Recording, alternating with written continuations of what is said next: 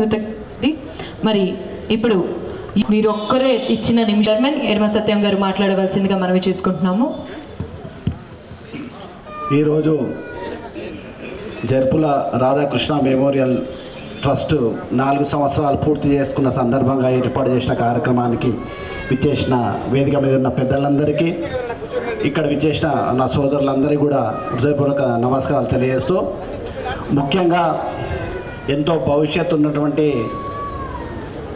రాధాకృష్ణ మన ప్రాంతానికి ఒక క్రీడాకారునిగా పెద్ద పేరు తీసుకొచ్చే సందర్భంలో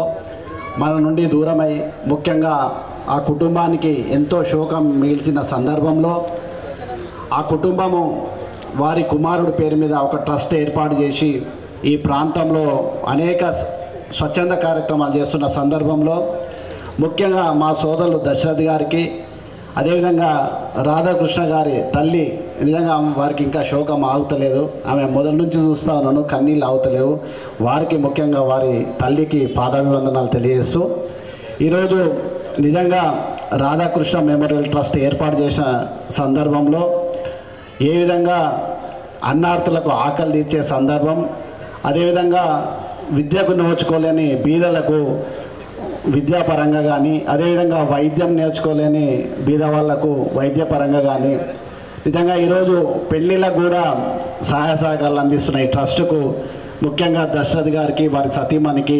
ఈ ట్రస్ట్ కార్యకలాపాలలో ఎంతోమంది సహాయ సహకారాలు అంది ఉండుంటాయి. వారికి కూడా ప్రత్యేకంగా ధన్యవాదాలు తెలియజేస్తూ, ముఖ్యంగా ఈరోజు ఈ ట్రస్ట్ ద్వారా ఇన్ని మంచి కార్యక్రమాలు తీసుకున్న మా మిత్రులు దశరథ్ గారికి మరొక్కసారి ధన్యవాదాలు తెలియజేస్తూ, నిజంగా ఈ పుత్రుని శోకము అనేది వారి జీవితాంతం, వారు బ్రతుకున్నన్ని రోజులు వారికి శోకం ఉంటుంది. వాటన్నిటినీ మర్చిపోయి ఏ విధంగా ఈ ప్రాంతానికి పెద్ద పేరు తీసుకురావాలనే సంకల్పం వారికి ఉండి ఉండేనో, ఈ విధంగా ట్రస్ట్ ద్వారా ఇంత మంచి కార్యక్రమాలు తీసుకొచ్చి అమరుడైన రాధాకృష్ణను ఎప్పటికీ ఈ ప్రాంతం గుర్తుపెట్టే విధంగా చేస్తున్న వారికి ప్రత్యేకంగా మనస్ఫూర్తిగా శుభాకాంక్షలు తెలియజేస్తూ, వారి ఏ కార్యక్రమం ఉన్నా ఖచ్చితంగా నేను మీతో పాటు ఉంటానని తెలియజేస్తూ,